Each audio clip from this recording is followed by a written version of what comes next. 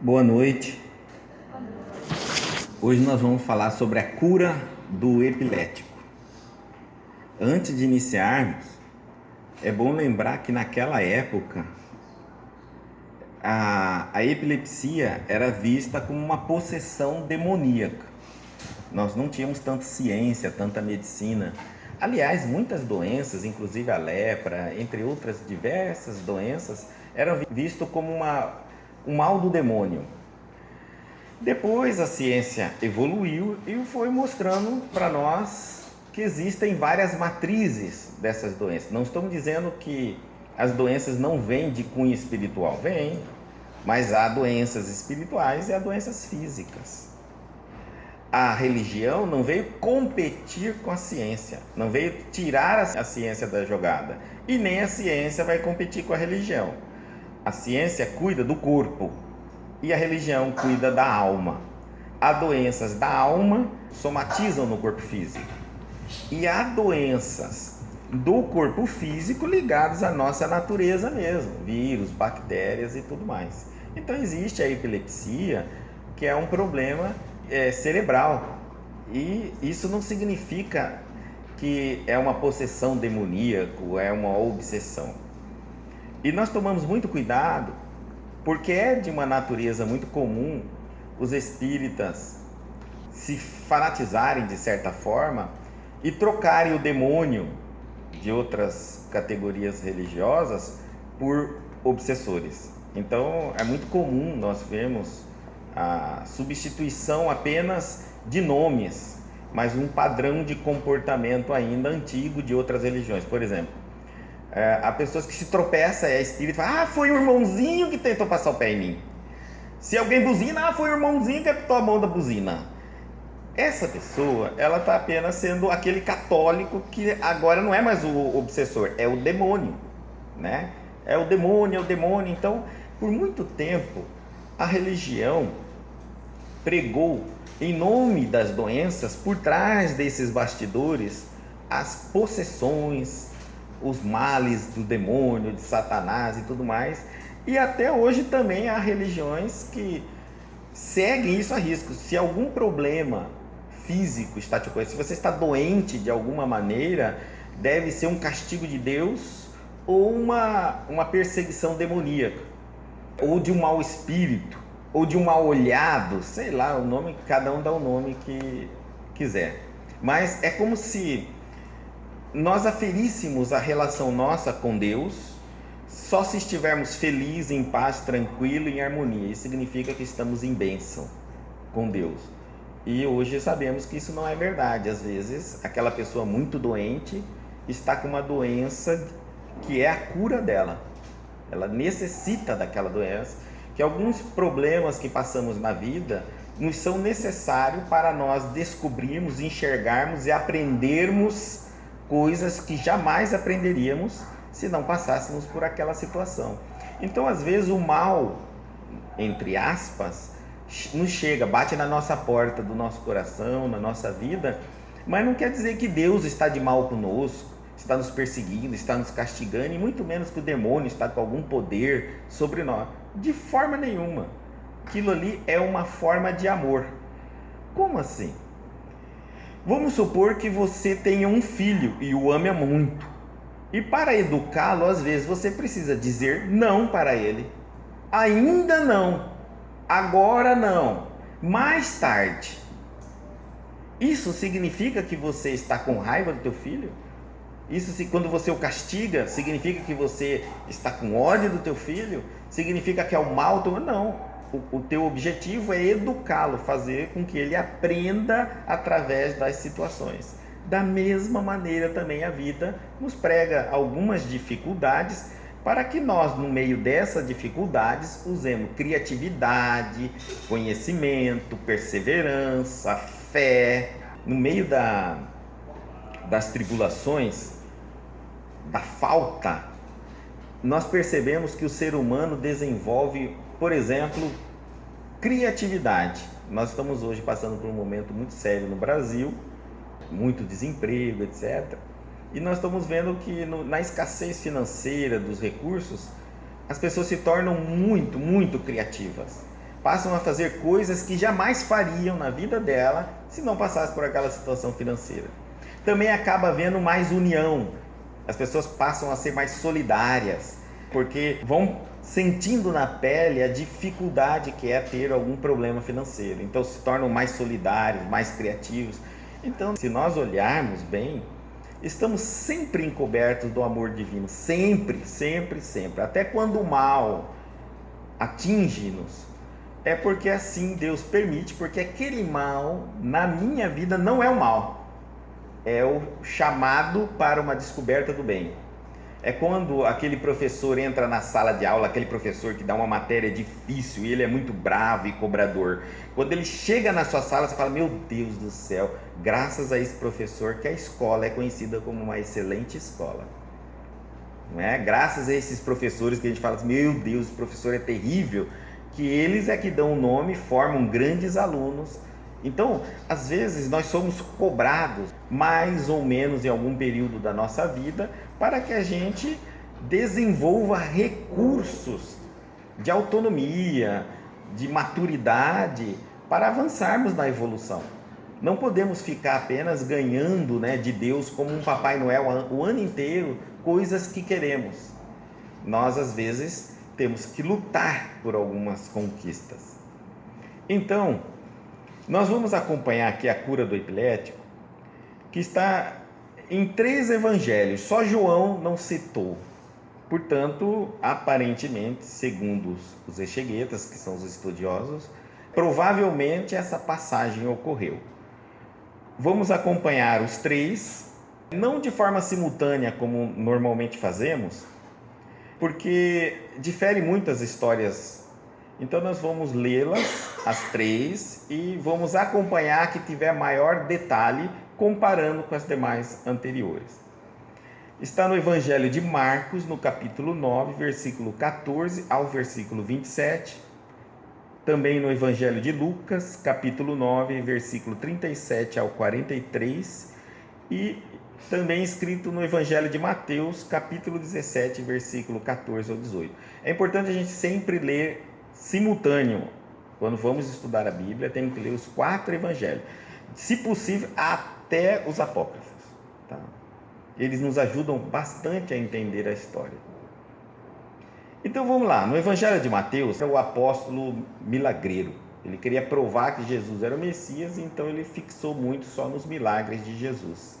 Há momentos que ele nos dá detalhes muito importantes da história, mas há outros momentos que ele resume tanto a história para fixar tanto no milagre, no fenômeno. Cada apóstolo representa um defeito e uma qualidade que todos nós temos. Nós temos 12 defeitos e 12 qualidades. Uns têm mais para um lado, mais para o outro. Mateus tinha essa qualidade fenomênica, né? Ele buscava a fé pelo fenômeno. Você vai falar, nossa, parece comigo que ele está falando, né? Ou seja, eu quero ir descobrir um lugar de milagre, né? Eu quero, se tiver algum lugar falando aqui, joga sua cadeira de roda, é lá que eu vou estar, entendeu? Eu quero jogar minha cadeira de roda, o surdo vai falar. Ainda somos os caçadores de milagres. Nós não queremos muito entender quem é esse tal de Jesus, saber da história, dos seus ensinamentos. Nós queremos nos livrar do problema que a gente tem. Agora, como que ele faz isso? Problema é dele, não é meu, né? Eu estou com dor, quero passar, estou com um problema, quero me livrar e pronto, e vou seguir minha vida. Ainda nós não queremos saber o que é necessário aprendermos para entrar no reino do céu. Nós queremos que o céu nos aceita como somos. Então nós vamos aguardando um tempo aí, até que Deus canse e fala, tá bom, entra assim mesmo, vai aí mesmo, né? Então nós somos a busca do milagre. Queremos viver 500 anos na carne sem saber para que a vida tem sentido. Quantas vezes a gente, com a idade que já estamos, pensamos assim, para que eu vivo? Aonde vai chegar tudo isso? Por que eu nasci? De onde eu vim antes de nascer? Por que estou aqui? Para onde eu vou depois que eu partir? Como serão as coisas do outro lado? Isso nós não queremos saber. E isso tudo está no Evangelho. Então, Mateus é esse milagreiro. Ele vai contar a história de forma bem resumida. A gente vai lê-la. Depois eu vou ler Lucas, que era um médico, né, que retira essa história. Ele não estava presente nos acontecimentos, em alguns acontecimentos. Mateus também não. a maioria dos acontecimentos que ocorreram sérios na história de Cristo, estava Pedro, Tiago e João. Tá certo? Sempre esses três eram os escolhidos para acompanhá-lo. Mas Lucas escreve o Evangelho fazendo uma entrevista com Maria, mãe de Jesus. E Marcos escreve fazendo uma entrevista com Pedro, tirando as dúvidas. Nesse caso, os apóstolos estavam ali, viram, mas quem reforça a história, você vai perceber que é Pedro por trás de Marcos em todo momento. Então Mateus diz assim, no capítulo 17, versículo 14. Jesus, vamos nos situar na história, ele tinha acabado de subir ao Monte do Tabor, feito então a transfiguração dele, né? A resplandecência do semblante, das vestes, havia se apresentado ali para uma reunião espiritual, o espírito de Elias e o espírito de Moisés, que haviam já desencarnado há mais de 1.200 anos antes. Então, eles se apresentam ali para nós espírita, é a primeira reunião espírita bíblica, espíritos se materializando para conversarem frente a frente, sem nenhum médium incorporado. Então era uma reunião mediúnica de materialização. E Jesus vai conversar com eles sobre o destino do mundo, o futuro da humanidade, o que será a próxima revelação. Moisés e Elias representavam a primeira revelação, ele a segunda revelação, e então eles estavam discutindo qual seria a terceira revelação para a humanidade, chamado o Consolador. Estava ali assistindo os apóstolos, vendo aquilo, eu fico imaginando, né? Você imagina você presenciar uma reunião dessa de três espíritos de altíssima envergadura de evolução, conversando sobre o destino da humanidade. O que aqueles apóstolos pensavam ali? Nós somos nada, aqui nós somos, não temos nem direito de ficar aqui, né? E eles então, terminada essa reunião, ocorreu durante a noite, e eles descem a montanha do Monte do Tabor, e já na última descida, né, daquela volta que eles dão no sopé da montanha, Jesus já enxerga uma multidão lá embaixo, a confusão, ele deixa os 9 apóstolos lá embaixo e sobe com eles 3. Então quando eles estão voltando, ele já vê aquela multidão, aquele povo gritando, discutindo, o que será que aconteceu? Então agora Jesus chegando ali, e quando chegaram, a multidão, aproximou-se-lhe um homem, pondo-se de joelhos diante dele, dizendo: Senhor, tem misericórdia de meu filho, que é lunático. Essa palavra lunático, porque na época a epilepsia tinha uma coincidência de ocorrer na lua nova. Então dava a impressão assim, a lua mudou e ia ter ataque epilético. Só que nós sabemos que essas crises, elas retornam. Hoje nós sabemos que não segue a lua. Naquela época tinha-se a coincidência. Então ele dizia, é lunático, o problema dele é com a lua.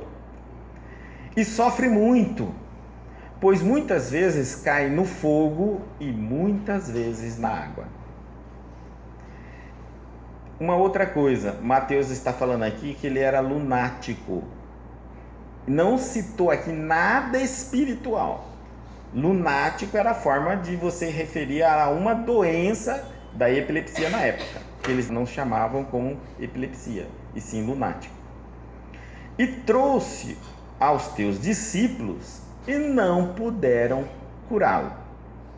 Estavam discutindo, passaram a noite inteira lutando com aquele menino e não tinham havido progresso algum. Jesus então chega naquele momento e ele vai meio que pedindo ajuda e desculpando também o insucesso que teve os apóstolos com eles a noite inteira, 9 deles lutando com o menino. E Jesus respondendo disse: ó geração incrédula e perversa, até quando estarei eu convosco e até quando vos suportarei? Trazei-me aqui ele. Então Jesus faz um desabafo. Nós vamos entender isso, como que o Cristo, um espírito mais evoluído que esteve sobre a terra, diria isso ao povo, né? Até quando? Parece que ele não aguenta mais a humanidade, dá a impressão aí, né? Ah, não aguento mais esse povo. Até quando tem que suportar vocês? Na verdade, nós vamos entender por que ele falou isso. E repreendeu Jesus o demônio. Veja, a palavra demônio, o daimon, ele não repreendeu Satanás, ele não repreendeu o diabo, ele repreendeu o demônio. Nós sabemos que existem 3 palavras: diabo, Satanás e o demônio. E que Jesus nunca trocou a colocação de um pelo outro, porque cada um tem o seu significado. E se trocar, perde o significado do versículo bíblico. Então, se vocês tiverem curiosidade, indo para casa, pega todos os versículos onde aparece a palavra diabo, todos os versículos onde aparece a palavra Satanás e todos os versículos onde aparece a palavra demônio. E traduz isso. Diabo significa mau pensamento. Não é uma entidade, um espírito, seja de bode, seja com chifre, pata disso, rabo, nada disso. Mau pensamento. Então pega todos os versículos que tiver escrito diabo e troca mau pensamento e lê o versículo, você vai entender.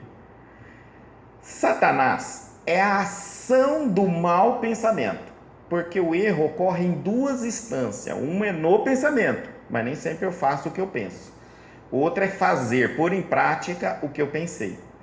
Às vezes basta uma mente diabólica, como por exemplo Hitler, e vários satanases comandados por uma mente diabólica, seu exército, para cometer grandes erros na humanidade.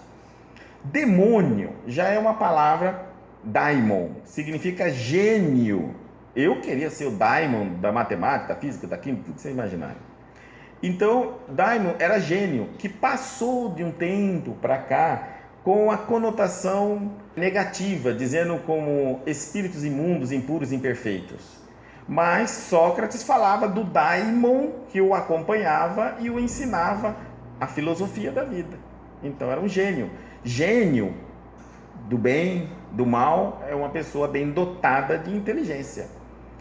Daí aqui, Jesus vai repreender o demônio. Por que ele não poderia repreender Satanás? Porque o menino não estava fazendo nada. Satanás não é ação do mal? O menino não estava fazendo nada. E por que ele não repreendeu o diabo? Porque o menino não estava pensando mal. Tá certo? Então ele tinha que repreender quem estava fazendo mal ao menino.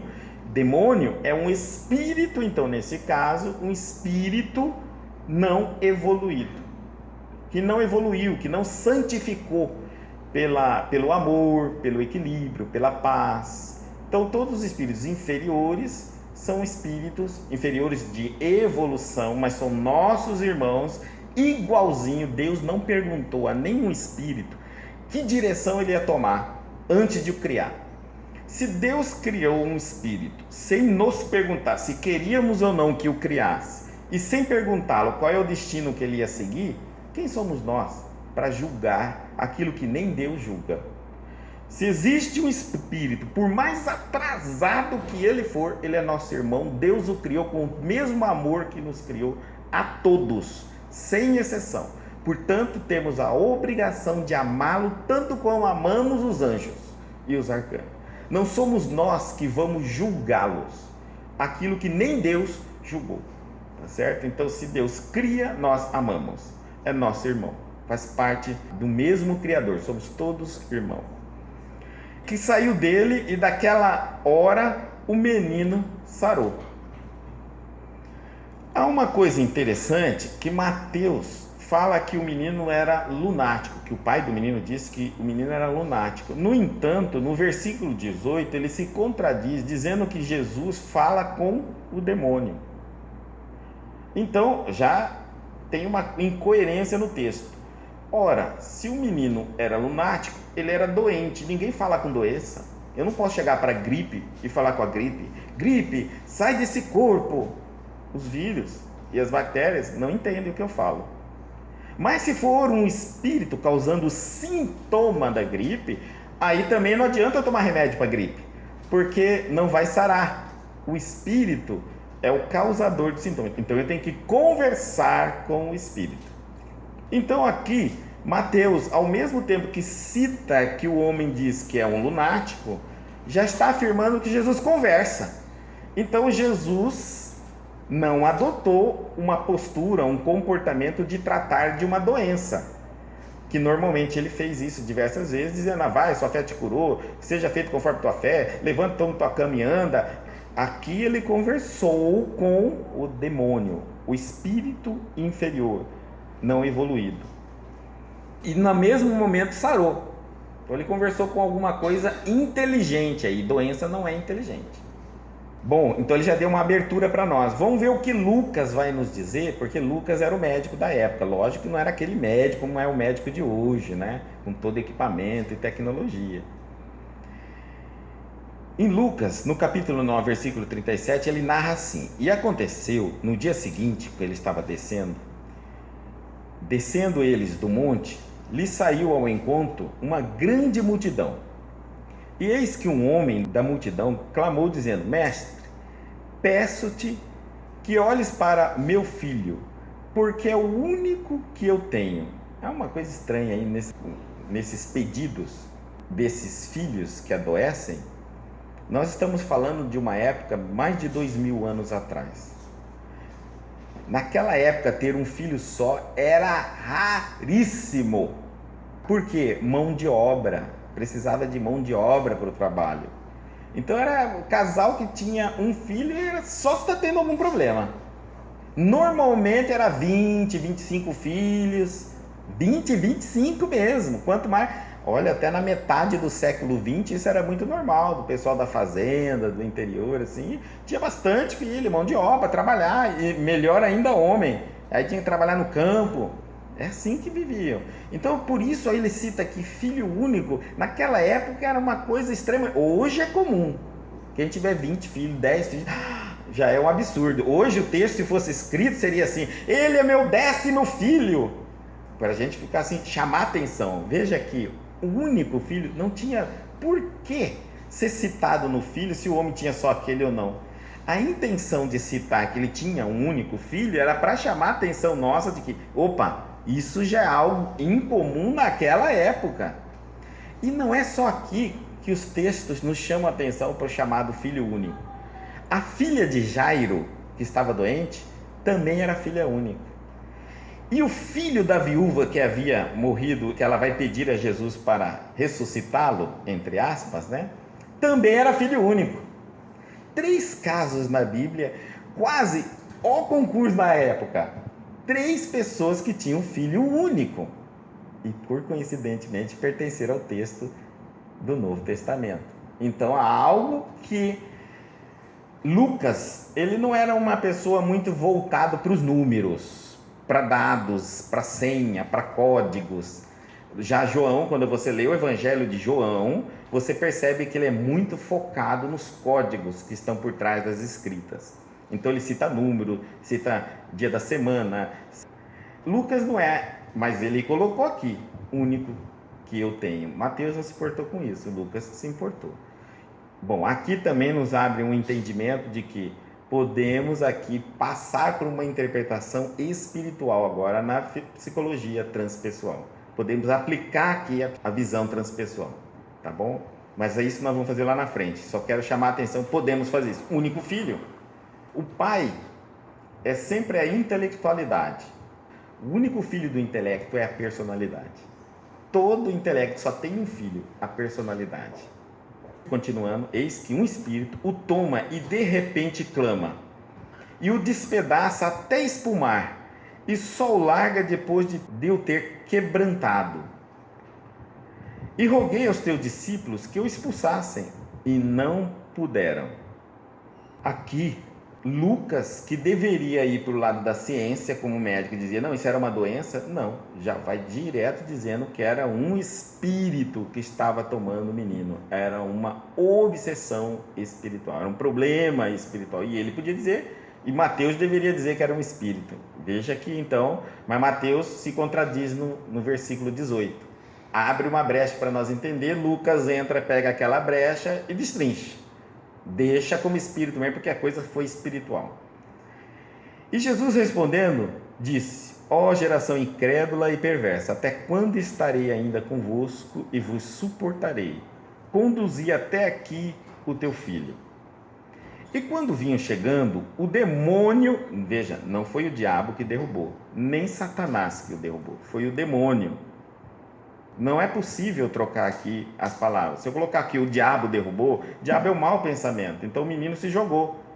Se eu colocar que é Satanás, aí o menino se atirou mesmo. Então tem que ser o demônio, quer dizer, uma entidade fora do menino, um espírito que o derrubou e convulsionou. Porém, Jesus repreendeu o espírito impuro. O espírito impuro. Demônio, espírito impuro. A própria Bíblia traduz. E curou o menino. Outra coisa também, era menino. Mais para criança do que para menino. Por isso que o pai estava trazendo ele. Ele estava na fase da puberdade. E entregou a seu pai. Ele repreende, cura o menino e devolve ao seu pai. E todos pasmavam da majestade de Deus e maravilhando-se todos de todas as coisas que Jesus fazia, disse aos seus discípulos. Nós vamos interromper aqui que nós vamos comparar lá na frente. Agora nós vamos ver a escrita de Marcos. O que ele narra? Marcos já fala muitos detalhes do acontecimento. Nem sempre é assim, mas ele, nesse caso aqui ele está fazendo. E quando se aproximou dos discípulos, viu ao redor deles grande multidão. Então Jesus desce, se aproxima dos discípulos, está vendo aquela multidão, e agora ele vai dizer, e alguns escribas que disputavam com ele. Os escribas já estavam discutindo com os apóstolos. Então Jesus chega no meio dessa discussão. Por quê? Os apóstolos não estavam conseguindo ter retorno, os escribas não iam deixar isso para trás, né? Os fariseus observando, os escribas se colocam na frente para discutir e dizer, olha aí, ó, sua fé não adianta nada, esse tal de Jesus é falso profeta, e aquela coisa toda. Hoje em dia nós temos uma saída para isso, né? Se você for fazer alguma cura e a pessoa falar, não adiantou nada, a sua fé não te curou, pronto, já foi, acabou, já explicou. Tá certo? Não precisa muita coisa. Você sai culpado. Você é culpado porque estava doente, você é culpado porque não se cura, você é sempre culpado de tudo. Agora, se curou agora, e aí sou eu aí, gente. Viu meu poder? Aqui como você curou, não curou? Dá seu testemunho aqui para todo mundo aqui que você foi curado. Quer dizer, quando acontece o milagre, entre aspas, é o local, o médio, o meu poder. Agora, se não acontece, é seu problema, você que não merece e tudo mais. Pode ir embora, meu irmão.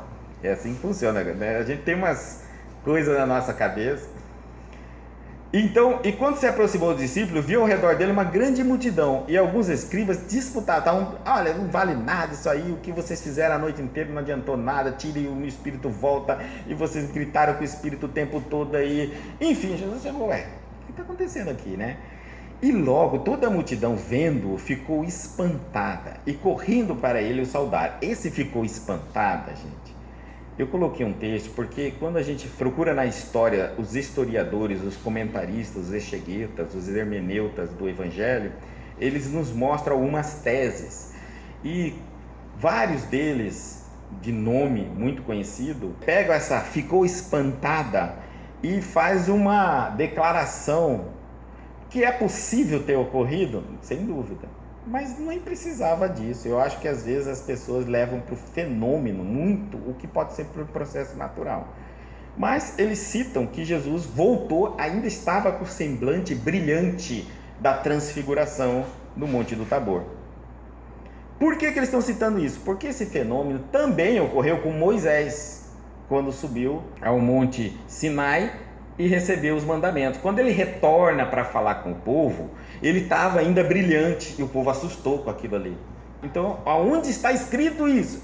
Lá em Êxodo, capítulo 34, versículo 29 e versículo 30. Está lá. E aconteceu que, descendo Moisés do monte Sinai, trazia 2 tábuas do testemunho em suas mãos. Sim, quando desceu do monte. Moisés não sabia que a pele do seu rosto resplandecia, depois que falara com ele. Olhando, pois, Arão e todos os filhos de Israel para Moisés, eis que a pele do seu rosto resplandecia. Por isso temeram. chegar-se a ele. Então, alguns comentadores dizem assim, aqui aconteceu o mesmo fenômeno, por isso que eles ficaram espantados. Mas nós também podemos entender, tirando o fenômeno de cena, ora, você está no meio de uma discussão, passou a noite inteira trabalhando para uma desobsessão de um jovem, não estava dando certo, os escribas aproveitaram, já estava esquentando a multidão ali para colocar contra os cristãos e a pregação, os ensinamentos de Jesus. Naquele momento Jesus chega, é um espanto. Ninguém estava esperando que o homem ia chegar no meio daquela discussão, no meio do calor daquele processo. Esse espanto dá mais uma conotação, eu posso tirar o fenômeno e vai dar o susto do mesmo jeito. Sabe quando você está falando de alguém, falando mal da doutrina de alguém, do que aquela pessoa está ensinando, que aquilo tudo é falcatrua, é mentira, e de repente esse alguém chega no momento? É isso aí, gente, é esse espanto. Mas se alguém gosta do fenômeno, e a gente adora isso, pode colocar o fenômeno também, tem base no Antigo Testamento. Correndo para ele, o saudaram. Olha, aqui ele se espanta e corre para Jesus. E lá de Moisés ele se espanta e ficam todo mundo receoso de chegar até ele. Então dá de ver que há uma diferença. E perguntou aos escribas, quem é que discute com eles? Olha só. Perguntou a quem? Aos escribas. Há uma coisa aqui muito interessante em Jesus. Ele tinha certeza da personalidade dos apóstolos. Ele conhecia os apóstolos. Normalmente, um líder vaidoso, quando está vendo algum problema, um chefe numa empresa, quando está vendo algum problema, ele sempre chega e chama a atenção do seu subordinado.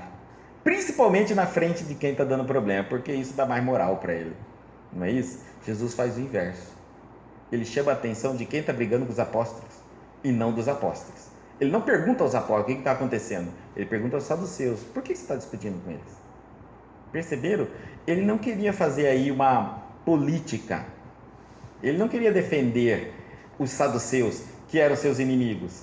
Ele poderia dar uma de político ali, chamar a atenção dos apóstolos na frente dos saduceus, o saduceu ficaria tudo inchado, né? E talvez criasse uma simpatia por Jesus. Mas de forma alguma, ele já vai direto nos que fala, o que vocês estão fazendo com meus apóstolos? Nós vamos lendo, falando da história, depois nós vamos ver a visão transpessoal. E um da multidão, respondendo, disse, mestre, trouxe-te o meu filho, que tem um espírito mudo. Mudo. Ele está dizendo que o espírito que está no menino é mudo. Por quê? Porque o menino não falava, só gritava, fazia gestos e tudo mais. E o pai detectou que ele era mudo. E principalmente no momento do ataque. Mas, gente, no momento do ataque também tem um problema. A língua trava, a boca trava, né? Mas o menino andou ficando mudo um tempo mesmo. Então ele disse assim, depois que esse espírito se aproximou do meu filho, ele ficou mudo.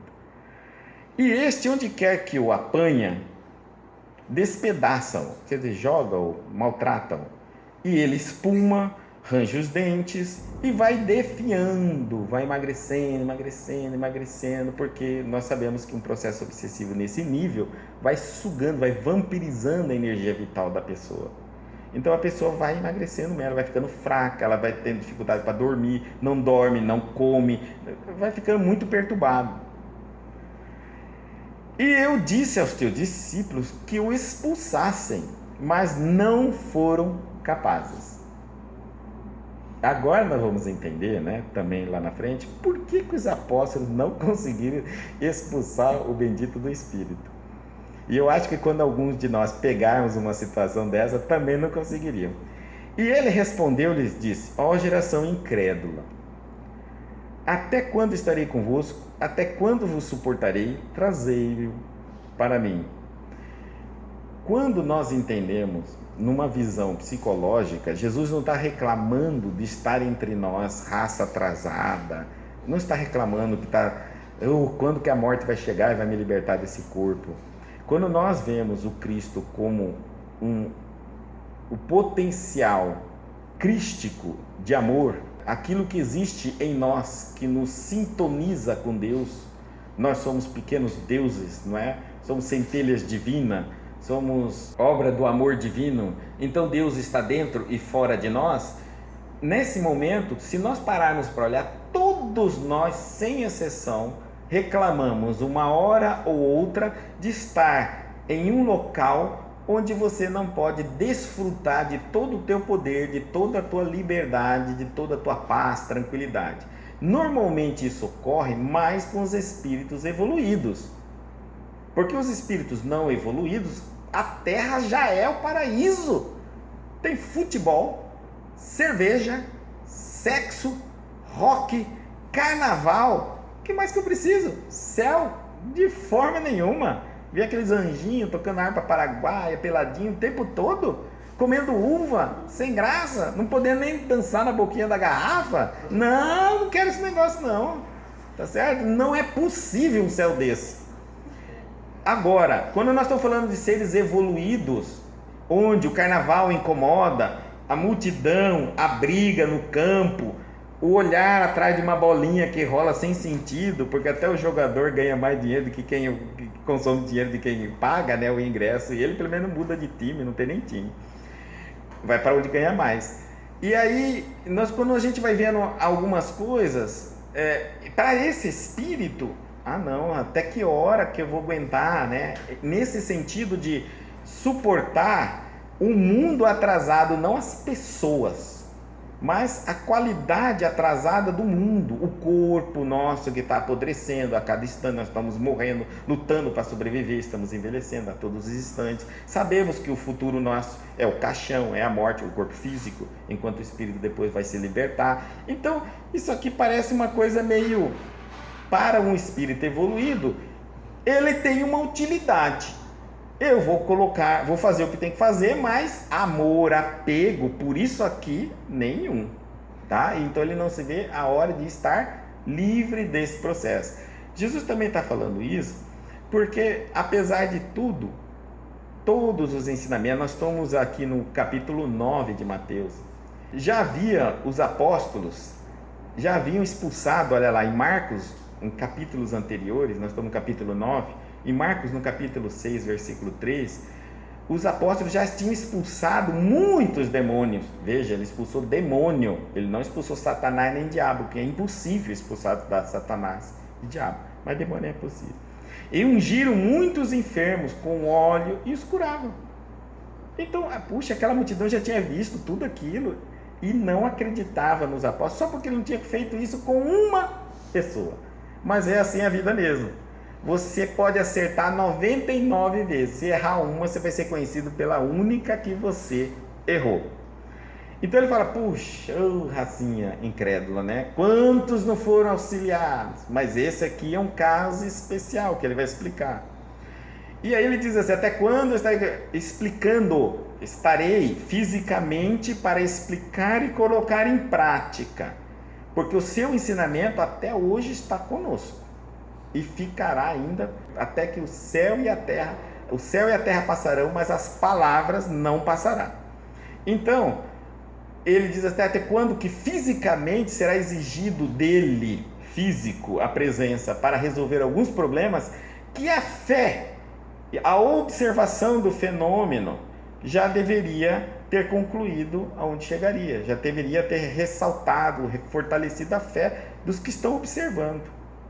E o povo sempre quer mais, e mais, e mais. Se você curar 1000, ele quer que você cure 1001. Se você cura 1001, ele quer 1002. Nunca vai parar. Fenômeno atrai multidão. Sempre vai acontecer isso. Se eu abrir aqui um dia tal, cura, Ave Maria, isso aqui vai ficar lotado de gente. Nem é espírita vai vir. Tem os caçadores de milagre que se falou que vai ter alguma coisa, ele vai lá.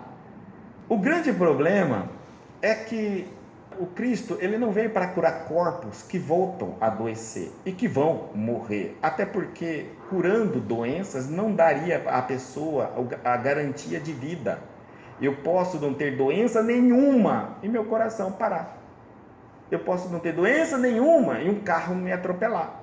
Ou eu bater com um carro. Ou escorregar uma casca de banana, ou uma bala perdida me atingir. Então, Essa ideia de nós ficarmos usando a religião para obter, né, somente os benefícios do corpo físico é muito antiga. A finalidade de Jesus não era curar corpos que voltariam a adoecer, que têm necessidade de doenças para reparação. A finalidade de Jesus é curar almas que, uma vez libertadas dos vícios e dos defeitos, que são as mazelas do espírito, não voltariam a adoecer, porque o espírito não retroage. Ele só progride, pode estacionar, mas não retroage. Então o Cristo veio por uma coisa maior. E outra, a medicina viria depois fazer o papel. Então, até quando vos suportarei nesse processo de vocês comparar? Ele está dizendo assim, ó, o tempo todo vocês querem me comparar como um milagreiro, um taumaturgo, um mágico, um feiticeiro. E nós fazemos isso. Fazemos isso. Né? A gente pode não ter tempo para estudar os ensinamentos de Jesus. Mal e mal sabemos os 10 mandamentos. Mas para ir fazer uma cirurgia espiritual, uma cura espiritual, uma benção espiritual, a gente tem tempo. Descarrego muda o nome, mas não muda o objetivo. Nós temos esse tempo. E é isso que Jesus não queria. Então ele fala, puxa, até quando eu vou ter que suportar essa medição de fé com os fenômenos? Ou seja, se não acontecer uma cura aqui dentro, se não acontecer um brilho, se alguém não cair, desmaiar, alguém não tremer, não gritar, vocês não vão acreditar? Afinal de contas, ser cristão é acreditar no que os olhos vê ou acreditar no que você aprende e entende do esforço que você faz para raciocinar sobre os ensinamentos de Jesus? O cristão é aquele que entende a mensagem do Cristo e não aquele que recebe um benefício do Cristo. E é importante porque nós estamos numa era de transição e ainda estamos presos aos padrões de outras religiões. Dizemos, somos espíritas, mas quando você olha, é um catolicismo de outro nome, é um evangélico de outro nome, é um bandista de outro nome, e a bandeira espírita. Não, a doutrina espírita não é isso, entendeu?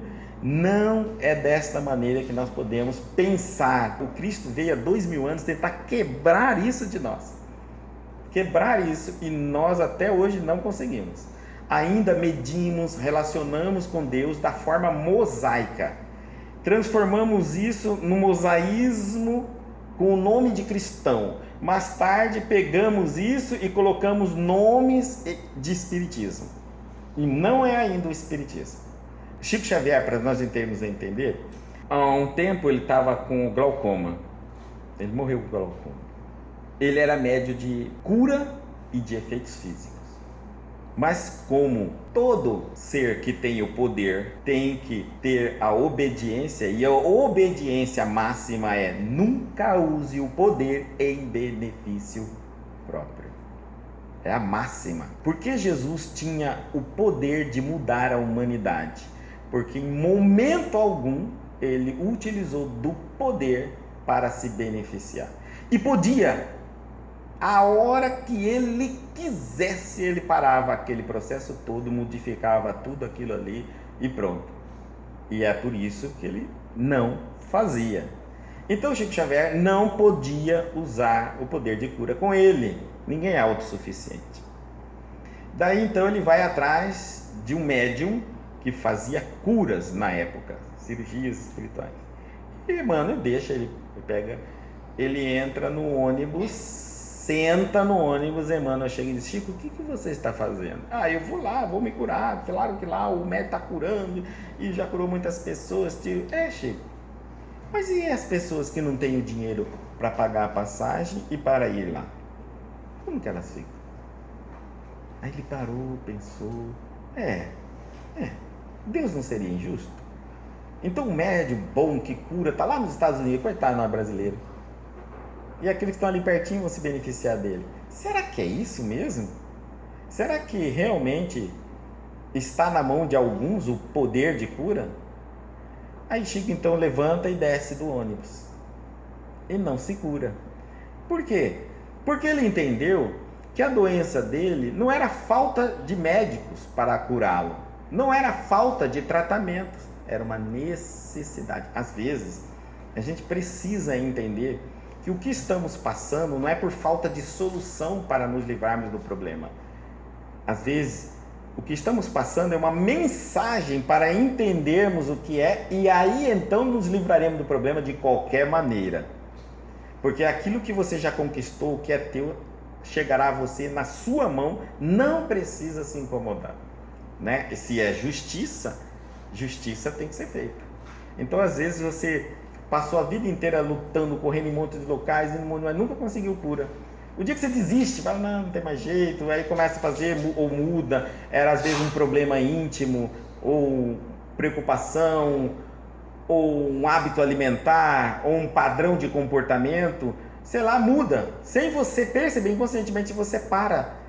E aí você vai conversar com alguém e aquela pessoa te cura. Aparentemente ela te curou. Na verdade, você já estava pronto para receber a cura. Ninguém tem o poder. Todos são instrumentos. Se eu tivesse poder, eu não precisava que ninguém tivesse merecimento. Bastava a minha vontade. Isso nós sabemos que não. Então, quem tem o merecimento, já trabalhou por ele, já vai receber do João, do Antônio, de quem quer que seja. Tá? E quando não tem o merecimento, nem do Cristo recebe. Nem do Cristo recebe. Teve muitos casos que Jesus não curou. Não havia merecimento. Aquela situação era necessária.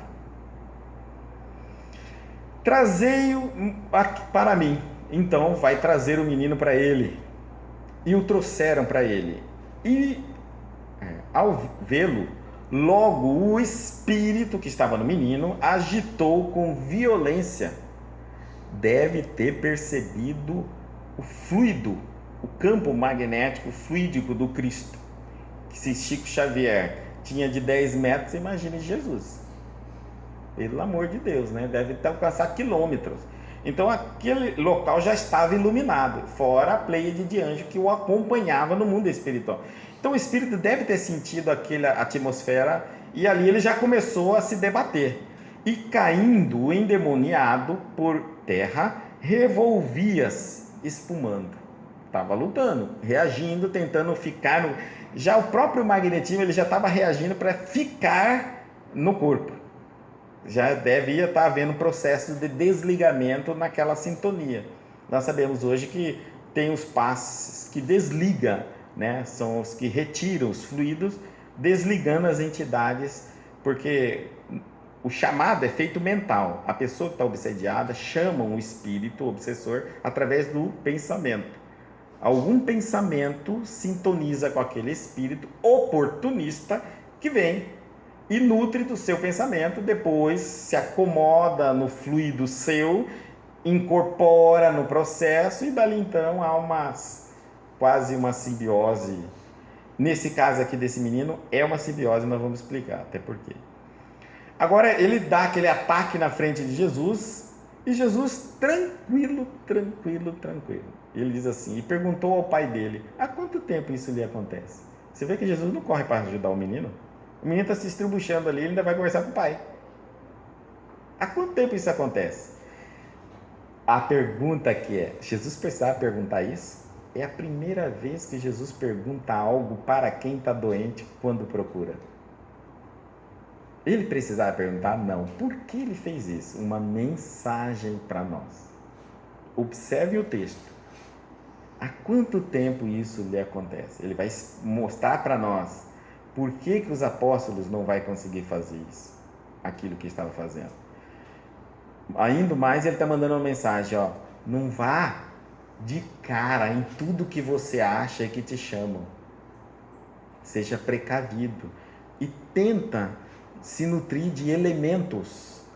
A própria medicina, a psicologia, faz uma anamnésia de que é um levantamento da situação. Então ele vai, olha, seja precavido. Não pensa que você é um ser sobrenatural e que pode meter na mão onde quer que você queira meter, em nome do amor e do bem, nada vai te acontecer. Não funciona assim, não.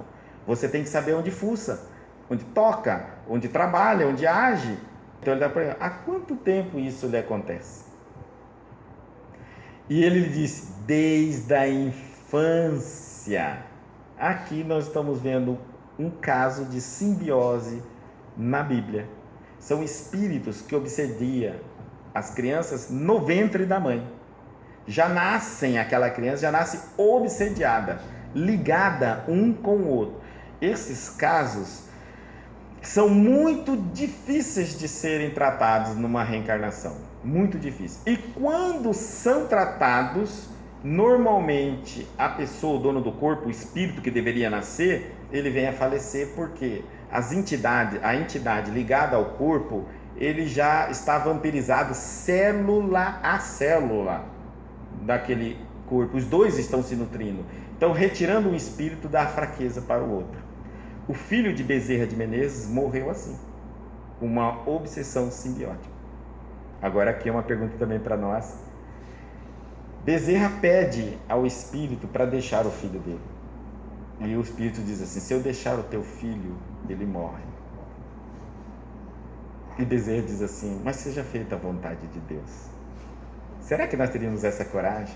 Porque você é um irmão, você é um filho de Deus e merece ter sua liberdade. E ele diz assim: então vá, corra agora, falou assim, que eu vou segurar até que você chega para despedir. Mas a hora que ele chegou, o filho já estava morto. Às vezes a gente vê aí a tamanho desprendimento de um espírito como o de Bezerra.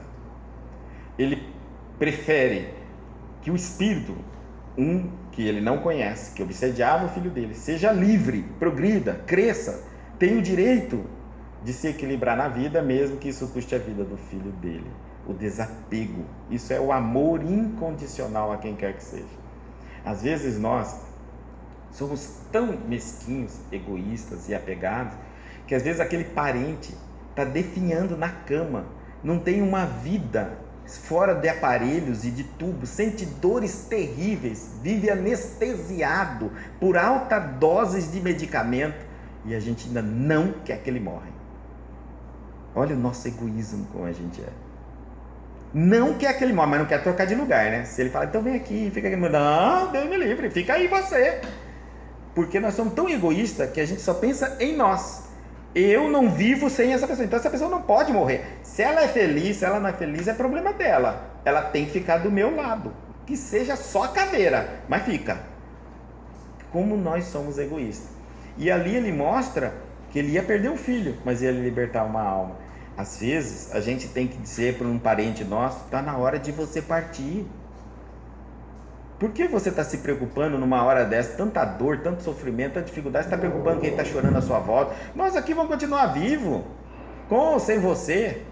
Tá entendendo? Vamos sentir saudade, mas cuida de você. É um momento seu. Se você quiser se libertar, se liberte. A morte vai te libertar de muitas dores. Vai ter outros problemas, mas a dor, pelo menos ali, algumas vão ser momentaneamente livres. Então é transferir paz para o agonizante, para quem está agonizando. Chega ali, transmite paz e não pesa nele. Não vai, eu não vou aguentar viver sem você. Aí ele fala: eu tenho que ficar, mas respirar mais uma vez. Meu Deus, é muito sofrimento. Desde a infância, e muitas vezes, olha só, desde pequeno. Olha a mensagem do Cristo, prepara um cenário, manda essa mensagem para que a gente, 2000 anos depois, encontrasse nos textos bíblicos os ensinamentos da doutrina espírita e mostrando como vai tratar disso. E muitas vezes o tem lançado no fogo e na água para o destruir. Mas se tu podes fazer alguma coisa, tem compaixão de nós, ajuda-nos. Agora aqui é uma coisa difícil de falar para um Cristo, hein? Se tu podes fazer alguma coisa. Ele já estava desacreditado. Ele falou: olha, ele não conseguiu. Agora, se você puder fazer alguma coisa, faça, né? Nos ajuda. Isso é coisa que se fala, né? Olha como Jesus responde: se o podes. O que é isso? Você está falando assim: se eu puder fazer alguma coisa, se eu posso, se pode ser feito. Todas as coisas são possíveis ao que crê. Não é eu. que tem o que poder é você que tem que crer. Eu posso. Agora você crê? Deus pode fazer tudo na sua vida. Agora você crê que Ele possa fazer? Por isso é que não acontece tudo. O Cristo pode? Pode. Mas acontece? Não, porque depende de nossa. Daí porque, se você crê que vai ser curado, será curado. Ninguém tem esse poder, lembra? Não adianta você ir em busca somente da cura, confiando na cura que esteja lá, sem primeiro estar consciente de que você merece a cura. Se você merece a cura te encontra. Se você não merece a cura, você pode ir aonde você for. E se curar, tem recidiva, volta de novo. E se curar de maneira que não tem recidiva naquela doença, vai aparecer outra. Mas você tem que passar por um estado de sofrimento. Então, se o podes, todas as coisas são possíveis ao que crê. E aquele já estava em dúvida. E logo o pai do menino, clamando com lágrimas, diz: eu creio, socorre-me a falta de fé. Porque eu vejo a resposta de Jesus, né? E se o podes? Você chega para mim e está pedindo para curar seu filho, ainda está duvidando que eu vou conseguir? É você que tem que ter fé. Aí ele confessa: eu creio, socorre-me a falta de fé. Me dá condição de eu crer ainda mais depois que eu vi. Dos 9, não deu resultado. Só você agora, pode ser que não vai dar. E Jesus, vendo aquela turba que se aglomerava, repreendeu o espírito impuro, dizendo: espírito mudo e surdo. Lembra que ele falou que ele só era mudo? Agora Jesus disse, identifica o espírito, diz: ele é mudo e surdo. Bom, vamos lá. Entender isso. Guto, espírito é mudo? Espírito é surdo?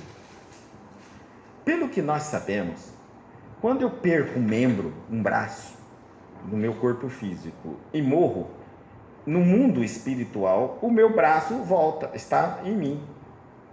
Eu não fico sem braço no mundo espiritual, porque eu perdi meu corpo físico, mas eu tenho braço energético, perispiritual.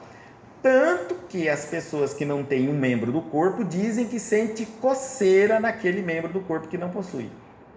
É possível isso? Isso é normal. Então, as pessoas falam que não tem perna, fala que sente coceira na palma do pé. Tá? Então nós sabemos que existe um corpo espiritual, chamado perispírito, e o corpo físico. Tudo que nós destroçamos está no corpo físico. O corpo espiritual ainda continua intacto. Bom, se assim é, como pode ter um surdo no mundo espiritual e um mudo no mundo espiritual? Bom, vamos entender. Nós sabemos hoje que um espírito pode proceder, agir, pensar, que ele é idêntico quando ele era encarnado, vivo. Por ignorância, ele não sabe que ele agora é espírito. Alguns não sabem nem que morreu, quanto mais que são espírito. Outros nem acreditam na vida após a morte. Partindo para o outro lado, e para morrer basta estar vivo, e é um segundo. Em um segundo ninguém vai ser santo, nem demônio, e nem vai ter todo o conhecimento que nunca teve. E um segundo você é idêntico, com a mesma ignorância que você é de um segundo atrás.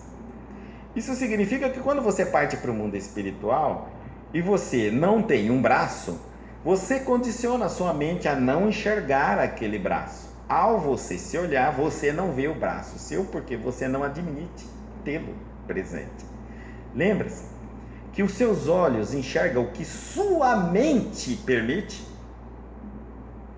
Os seus olhos não enxergam a realidade. Vocês não estão enxergando a realidade agora. Vocês estão enxergando aquilo que vocês escolheram para enxergar. É diferente. Tanto que, se eu conversar com cada um de vocês, vocês vão contar coisas aqui que um viu e outro não viu, outro viu, outro não viu, outro viu. Nem ouve igual, nem vê igual, porque cada um tem uma mente. Muitas coisas não escapam da mente. Tem muitas coisas acontecendo aqui nesse instante e vocês não estão percebendo. Eles estão com foco, outros estão com foco em outra coisa. Nem ouvindo estão a mesma coisa. Sai daqui da praia, você viu aquela hora que ele falou isso? Eu não vi, não. Você não estava lá? Estava. Tá vendo? Mas você não ouviu. Então nós não ouvimos as mesmas coisas e não vemos. Nós só ouvimos o que queremos, ou capaz de vermos, e só escutamos aquilo que somos capazes de ouvir. Daí, e ele é um mudo, porque ele pensa que era mudo, e pensa que era surdo. Quando ele era encarnado, ele era mudo e surdo, ele desencarnou, continuou mudo e surdo. Esse é um item, e isso é comum a gente ver, comprovar através das reuniões de desobsessão. Mas não era só isso, também aqui tem um significado muito importante para nós. O mudo é aquele que não reclama, que não fala, que não avisa e nem pede ajuda quando cai no buraco. Tem muito espírito mudo. Sabe quando você começa a errar, blá, blá, blá, blá, todo mundo fala assim: por que você não falou, fulano? Por que você não pediu ajuda, Beltrano? Por que você não gritou? Por que você não fez um sinal? Tem pessoa que ela tá indo bem e de repente ela cai de tudo. E quando ela cai, às vezes ela tá do teu lado, você não tá sabendo que ela tá caindo, vai desmoronando. É o mudo. É o espírito mudo. Normalmente é muito orgulhoso, muito vaidoso. Já vai, vou pedir ajuda, né? E a gente tem aquelas coisas, vou incomodar as pessoas, né? Isso tudo é desculpa de orgulho. Porque na verdade, Deus ajuda o homem através do homem. Então eu tenho que pedir ajuda. As profissões estão aí. Nós estamos pedindo ajuda. Então, é o mudo. E o surdo é aquele que não ouve. Mesmo quando alguém vê o mudo caindo e fala: faz isso, me dá a mão, pega aqui. Ele não faz, ele não ouve. Ele vai pro buraco sozinho, vai até o final do túnel, porque ele é surdo e mudo. Entenderam? Um espírito surdo e mudo. Por isso os apóstolos podiam ficar gritando a noite inteira: sai do corpo dele em nome de Jesus, faz isso em nome daquele. Ele não ouve. É um espírito duro de coração, não ouve, não está nem aí para essas verdades, a Bíblia, bondade, nada disso. Quer faz o mal e faz mesmo. Quando ele cai de tudo e acabou. São com coração duro, cabeça dura, são os espíritos surdos, não ouve o auxílio, não ouve a verdade, não fala, não pede ajuda, vai com tudo para baixo. E aí Jesus está dizendo assim, ele era surdo e mudo, então os apóstolos tentaram. Por isso que tirava, voltava. Tirava, voltava. Por quê? Porque isso não tocava o coração dele. O que o apóstolo poderia falar para um espírito tão impuro desse, que fizesse ele, vou deixar esse menino, coitado. Ele não ia. Ele era um obsessor ferrenho, maldoso. Então, quando Jesus fala, não é a voz de Jesus que tira o espírito, é a força magnética do Cristo. Ali houve um poder moral sobre a entidade. Ele sai dele, não vamos ter que conversar aqui, não tem nem que conversar com você, nem me ouve o que eu vou falar, nem está me enxergando, porque você está me sentindo, mas não está me vendo, porque se estivesse me vendo eu não precisava nem chegar para falar com você. Só de você ver a minha luminosidade, você já ia definir, ir embora e não voltava mais. Se eu tive que chegar até você, porque você nem está me vendo, tá? Então você não está me vendo, você é mudo, você é surdo, sai dele e não volte mais. A força magnética de Jesus desfaz os laços que tem. Agora nós vamos entender. Só Jesus podia fazer isso nesse campo, porque ele era um obsessor que estava ali há muito tempo com aquele, nasceu com aquele rapaz. Vamos supor que os apóstolos conseguissem fazer a desobsessão, o rapaz poderia morrer. Então, quem poderia tirar a entidade e repor magneticamente o fluido vital na velocidade e na voltagem que era necessária, na força que era necessária? Só um Cristo. Por isso, só ele poderia resolver isso. Mas ele também vai dar a fórmula para nós de como nós podemos nos preparar para conseguir fazer exatamente isso. Era o que os apóstolos ainda não tinham essa fórmula, por isso não haviam se preparado. Eles estavam preparados para expulsar os demônios, conversando, doutrinando, mas nenhum deles era aquele tipo de obsessão específica. E aí, então, só o Cristo sabia como é que ia fazer, mas vai dar a fórmula. Sai dele e não entre mais nele. Não temos conversa, é isso que vai acontecer e acabou. E ele, clamando, agitando-se com violência, saiu. Há uma dor quando há um desligamento desses espíritos. É realmente tanto do que está obsediado quanto do espírito que há um desacoplamento, e a maneira como foi feita, também rápido, subitamente, dá um impacto muito grande. Algumas pessoas, depois desse processo, não sei se esse rapaz ficou, mas vem a ter depressão, porque tem saudade da entidade do obsessor. A depressão pós-parto é quando a mulher passa sentindo muita presença do espírito da criança que está no ventre. A mãe fica incorporada o tempo todo com aquele espírito. Por isso que ela tem vontade de comer coisas que a criança tem vontade de comer, né? Por quê? Porque o espírito da criança passa para a mãe e a mãe tem vontade. Quando a criança nasce, sai, desprende da mãe, fica uma ausência, aí a mãe sente uma falta terrível e entra em depressão. Essa é uma das causas. Tem outras, quando a mãe não aceita, tem uma série de coisas, mas essa é uma das mais comuns que a gente tem. Então, aquele ele saiu, ele grita, sai, ficou o menino como morto. Viu como era uma obsessão grave? De tal maneira que muitos diziam que estava morto. O menino prostrou, acabou. Você imagine isso com os apóstolos. Os apóstolos iam pensar que ele estava morto. Mas Jesus, tomando-o pela mão, o ergueu e ele se levantou. Agora o final, colocando os dois evangelhos para fazer o final da história. Mateus diz: então os discípulos, aproximando-se de Jesus em particular, disseram-lhe: por que não podemos nós expulsá-los? Em particular. Há perguntas que não são feitas no povo, no meio da multidão, porque são respostas que no povo e a multidão não devem saber. Nós temos uma coisa que o conhecimento, nem tudo é divulgado, só o que é permitido e necessário para a multidão. Porque há conhecimentos que só devem ser descobertos depois de muito esforço e debruço nos estudos, muita dedicação, porque se é dado sem esse esforço, sem essa dedicação, é pérola jogada aos porcos, vai ser pisoteado ou mal utilizado esse conhecimento. E Jesus lhes disse: por causa de vossa pouca fé.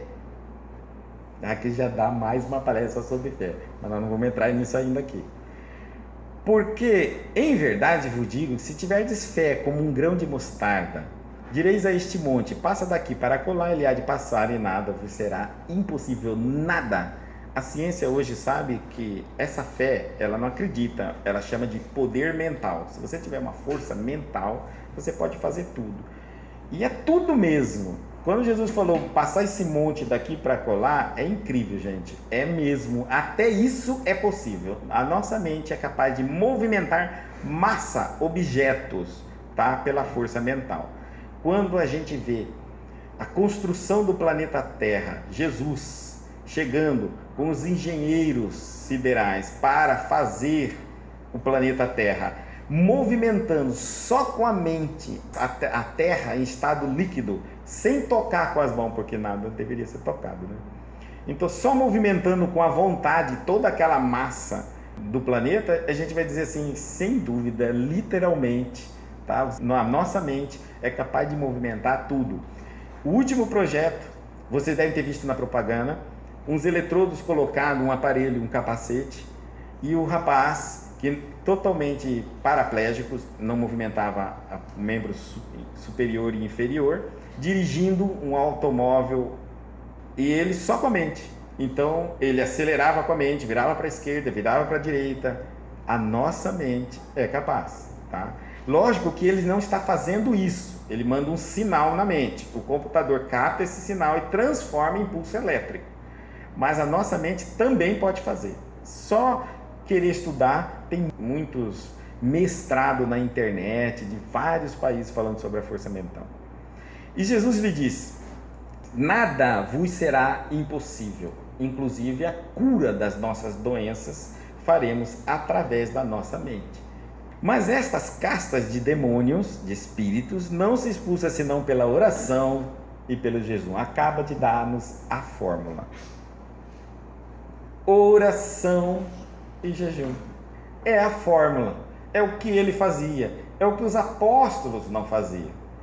É que nós não fazemos. E é por isso que nós não temos essa moral. sobre alguns espíritos. A oração não é a reza. Pai nosso, Pai do céu, não, isso é reza. A oração é orar e agir. Orar mais ação. Oração é falar o bem e fazer o bem. Estar em oração. E jejum não é de coisas que se come, que o que entra pela boca sai em lugares que vai ser largado escuso, não importa. E o que é importante é o que sai pela boca, porque isso vem do coração. Então é o jejum moral que ele está falando. Não importa se você come carne, se você não come carne, se vai ter mais... Não, é moral, tá certo? Moral. Daí, quando nós pensamos nisso, de que maneira? Não pensar o mal, não falar o mal, não sentir o mal, são jejuns. Ficar sem nutrir o mal dentro de você. Quanto mais tempo você fizer isso, mais moral você tem. Agora, Guto, qual é a forma para que eu faça isso por mais tempo? Porque eu sei fazer, já entendi. Vou tentar evitar tudo que é mal. Vou fazer minhas orações, minha meditação e minhas atitudes de bondade. Mas como que eu faço isso por mais tempo? Se eu não tenho nem tempo para estudar?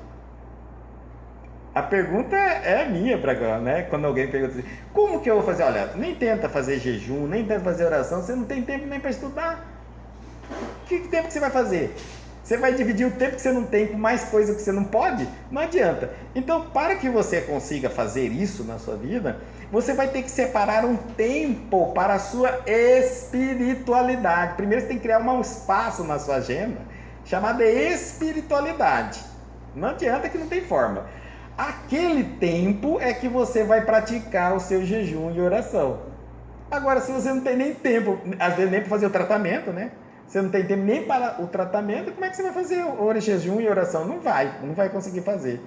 Então, eu diria assim, você está fraco moralmente para enfrentar essa castra de espíritos. Marcos diz assim, quando entrou em casa, seus discípulos o interrogavam. Em particular, dentro de casa, por que nós não pudemos expulsá-lo? E disse-lhes, esta casta de nenhum modo pode sair, senão com oração e jejum. Veja que, por que tem que ter o jejum junto? Porque eu podia fazer só a oração. Por que tem que ter o jejum? Porque tem que haver o desprendimento e o refazimento dessa energia fluídica. Lembra, Jesus repõe o fluido do menino, tanto o vital quanto o espiritual. Se eu não tenho esse jejum, que qualidade de energia eu vou repor? Provavelmente eu nem tenho isso para repor, essa energia. Porque se eu não faço isso, se eu vivo preocupado, angustiado, depressivo, triste, nervoso, etc., estressado, eu já estou consumindo, mal e mal, o fluido vital está dando para mim sobreviver, com equilíbrio, com paz, com harmonia. Eu normalmente já estou doente, já estou cheio de problema, por causa que os fluidos não estão conseguindo recuperar minha saúde, manter-me equilibrado. Aí eu vou como doar esse fluido? Não tem. Então eu tenho que ter jejum desses desequilíbrios da alma. Aí eu estou fortalecido e tenho sobrando em torno de mim. Aí eu dirijo o pensamento e aquele fluido repõe. Mas se eu não tiver nem comigo, quanto mais vou ajudar o outro. Vai nós dois cair duro. Né? Dividir o que não tem, não vai ter jeito. Agora, como eu vou entender isso numa visão transpessoal? Como eu vou entender essa mensagem? Porque então aqui nós lemos o texto e falamos dele. Mas esse texto, o maior desafio, é transformar a Bíblia numa carta, numa cartilha para nós, pessoalmente. O maior desafio é eu ler a Bíblia como se Jesus estivesse falando comigo. É eu e o Cristo. É uma mensagem minha. É ele dizendo assim, faça isso, Guto, assim, assim, assim. Só para mim. Então, é dessa maneira. O Senhor, o Pai, é o intelecto. É onde fica a nossa razão, a nossa lógica. A gente fica tentando achar razão, lógica, explicação para tudo. Não é isso? ele tem uma filha, um filho único, que é a personalidade. Nós sabemos que a nossa personalidade é aquilo que a gente pensa que é. Quando você olha no espelho, é aquilo que você reflete, sua imagem. Você diz, eu sou homem, eu sou mulher. O sexo que você tem é na sua personalidade, o nome que você tem é na sua personalidade, o endereço que você mora é a sua personalidade. Tudo que você possui, inclusive o teu corpo, é a tua personalidade. Porque você não é isso, você é um espírito imortal. Você pode ser homem, pode ser mulher, você não é nem jovem, nem velho, você deve ter 4, 5, 6 mil anos de existência e olha para o espelho e fala, nossa, ainda estou com meus 30 e poucos anos, né? Mas 1030 anos. Então, o teu espírito é um só. As personalidades são as reencarnações que você vai tendo. Você vai assumindo essas personalidades. Cada personalidade você desenvolve o chamado intelecto, que vem da cultura, do conhecimento, de tudo que você vai adquirindo ao seu redor. Mas o espírito, que é imortal, ele precisa se utilizar da personalidade para usufruir desta vida para o progresso. O grande problema é que a nossa personalidade é formada pelo ego, né? E aí então está um grande problema. O ego não divide nada, ele é egocêntrico, egoísta. Ele não divide nada com a individualidade. Logo, ele quer reinar e submeter o espírito ao seu domínio. Para o ego, essa vida é a mais importante de todas as vidas. Para o ego não existe o amanhã e principalmente nem sequer reencarnação, até porque o ego não vai aceitar morrer de forma alguma. Então a luta titânica nossa, enquanto estamos crucificados no corpo de carne aqui, é vencer o ego, o egocentrismo nosso, o nosso egoísmo, a nossa personalidade. É necessário que a personalidade diminua e que ele cresça. João Batista disse, é necessário que eu diminua e que o Cristo cresça. É isso mesmo, a personalidade deve desaparecer. O eu, o meu, o para mim vai sumindo para sobrar o nós, o para nós. Nós vamos nos tornando coletivos, num olhar coletivo. Aqui ele vai nos mostrar que quando um espírito eleva-se na meditação, na oração, ele está lá no Monte do Tabor, conversando. Depois ele vai voltar para a Terra, o planeta, seu corpinho. Seu espírito fez isso durante a noite, numa meditação, numa oração. Ali ele já vai encontrar, na planície do mundo terreno, todos os inimigos, algozes, né? Aqueles que estão se dividindo. São os escribas, os discípulos, a multidão, os interesseiros na busca do milagre, etc. Então está todo mundo dividido, porque é um mundo egocêntrico, de personalidades. Há um pequeno impacto nesse mundo, é onde ele fala, até quando estarei convosco? Teu espírito tem sede, vontade, ele sonha um dia ser livre, porque ele sente inconscientemente que ele é muito mais do que um corpo que está morrendo, apodrecendo, se desequilibrando. Ele sabe que ele é imortal, que ele é livre, que ele é viajante do tempo e das galáxias e está preso num corpinho cheio de doença, de mazelas e de dificuldades. Quando ele volta, ele sente, quem não sente essa vontade de ser livre? Só que nós não associamos isso à morte, né? Porque morte para nós não tem medo. Mas é só depois da morte que nós vamos ter essa liberdade. Então, nós não associamos isso. Eu tenho essa vontade imensa. O grande problema é que o meu intelecto vive disputando com as minhas emoções. As emoções são os escribas, as multidões, né? O intelecto é aquele que aprende tudo. Vocês estão aqui na palestra, vão no estudo do ESD e vão aprendendo as regras do Espiritismo, as leis de Cristo. Aí você fala, eu já sei o que eu tenho que fazer, mas na hora da H não faz errado. Eu sei o que eu tenho que fazer, de novo faz errado. Eu sei o que tem que fazer, de novo, eu sei o que tem que fazer, eu sei quando tem que fazer, eu sei como tem que fazer. e não faz errado. Por que isso? Porque as emoções rebeliam, elas dominam, elas querem numa direção, seu intelecto diz, mas não é por aí, não vai, só que ela manda você ficar quieto, porque faz parte do teu ego. Então as pessoas muito emocionais, muito emotivas, dificilmente têm controle, são a maioria desequilibradas. As pessoas muito racionais são muito frias, tem que haver o equilíbrio. Mas como eu vou fazer isso? A personalidade vai fazer isso? É possível a personalidade fazer isso? Não, é impossível. Quem está tentando controlar suas emoções apenas com a sua personalidade não vai conseguir. Vai continuar errando mesmo. A personalidade tem estruturas capazes de te ludibriar. Os vícios e os defeitos estão aí. Cria ilusões fantásticas. Para qualquer caminho que você tenta melhorar, ela vai criar uma alternativa, uma tese muito boa para você manter aquilo que você está fazendo errado. Então, como eu vou sair disso? Você vai ter que fazer como o texto nos falou. Tem que descer o Cristo do monte. Você tem que voltar-se para o Cristo. O Cristo é sua espiritualidade. É Ele que vai conseguir livrar você dos descontroles emocionais. Não basta você saber tudo do espiritismo. Não vai ser um espírita. Vai continuar fazendo tudo errado. Algumas vezes você fala assim, o que adianta ser espírita? O fulano não é espírita, os dois fazem a mesma coisa. Porque esse aqui é só intelecto e aquele ali não é nem intelecto. Esse intelecto, essa pessoa espírita intelectualizada, ela não está ainda unida ao Cristo. Ela não está com o amor espiritual. Ela não tem a evolução espiritual, ela não tem a vivência. Então, ela é uma personalidade espírita. Ela não é um espírito espírita. Tanto que é verdade que eu estou falando, quando eu morrer ela vai ver, que é isso mesmo que eu estou falando.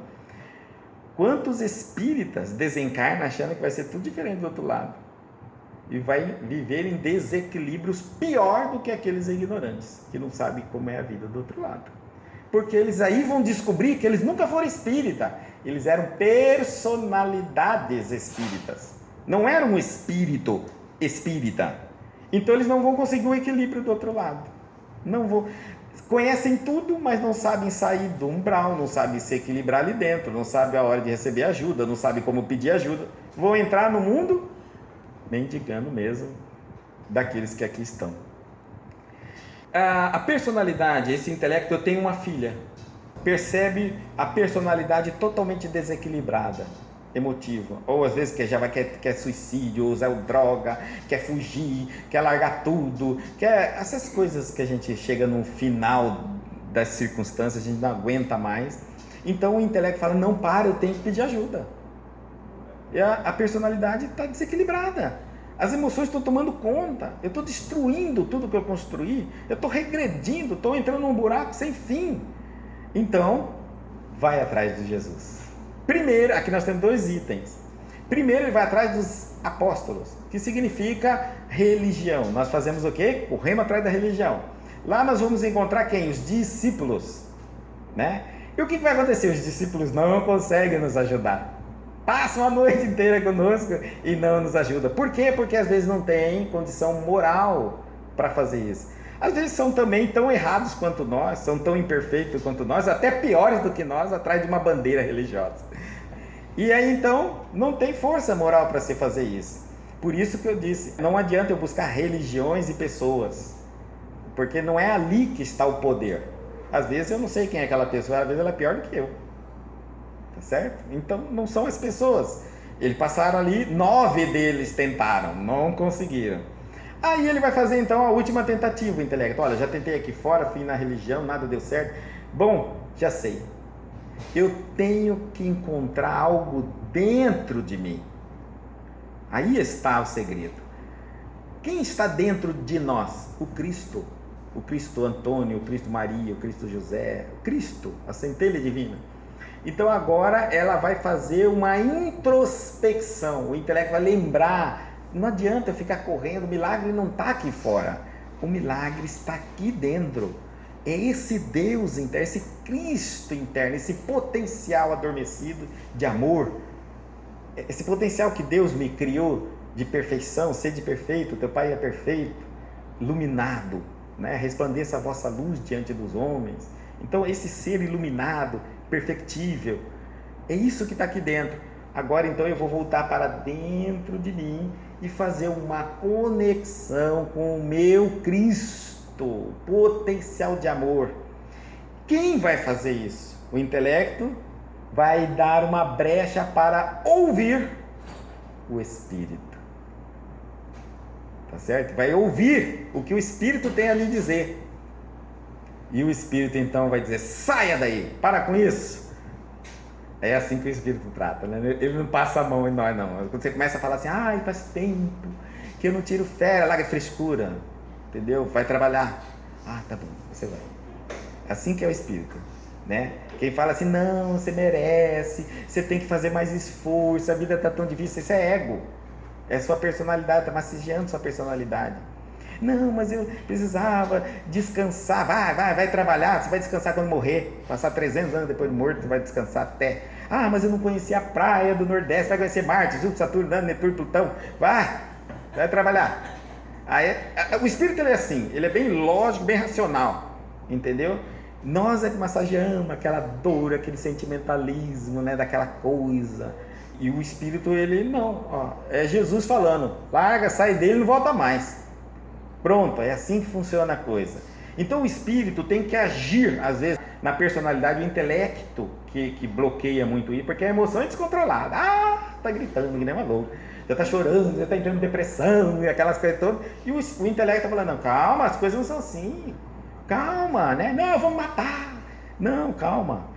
Espírito, o que você tem a nos dizer? Sai, para com isso aí. Vamos parar com essa anarquia. Ele vem e equilibra tudo. Ele vem e faz o papel dele. Mas nem sempre o Espírito consegue isso, porque nem sempre o intelecto permite isso. Nem sempre. Nós somos tão egocêntricos, tão vaidosos com o nosso intelecto, que às vezes a gente não passa a bola para o Espírito de jeito nenhum. Não, pode deixar que eu vou dominar aqui, vou fazer de um jeito, vou fazer. Não vai, você não vai conseguir fazer isso. Você domina em algum instante, aí daqui a pouco vem a emoção de novo, descontrola tudo, arrebenta pior ainda. Então, tem um momento, o intelecto ele tem que ser humilde. Olha, todo intelecto duvida ao homem, o pai do menino, falou assim: oh, se você puder, os seus apóstolos não conseguiram. Quer dizer, tudo que eu aprendi lá no centro espírita não adiantou nada. Agora eu estou ainda desequilibrado, doido aqui que nem louco.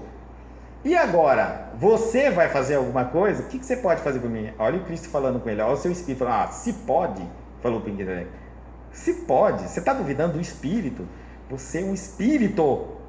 Você não é um corpo que tem experiência espiritual. Você é um espírito que está num corpo. Você morre e volta a ser espírito. Antes de ser corpo, já era espírito. Você é espírito. Enquanto você não vestir isso, você tem dúvida. Se o espírito pode ou não pode.